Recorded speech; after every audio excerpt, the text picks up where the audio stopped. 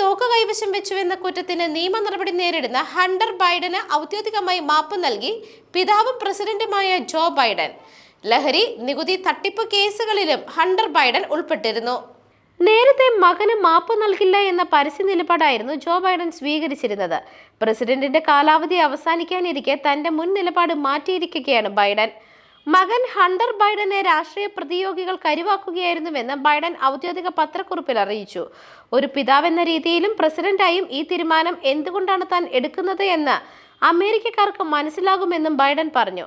അവൻ തന്റെ മകനായതുകൊണ്ടാണ് വേട്ടയാടപ്പെട്ടതെന്നും ഹണ്ടറിനെ തകർക്കാൻ ശ്രമം നടന്നതായും ബൈഡൻ പറഞ്ഞു.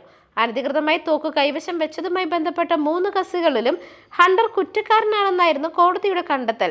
ഇക്കൊല്ലം ജൂണിലാണ് ഹണ്ടർ കുറ്റക്കാരനാണെന്ന് ഫെഡറൽ കോടതി കണ്ടെത്തിയത്.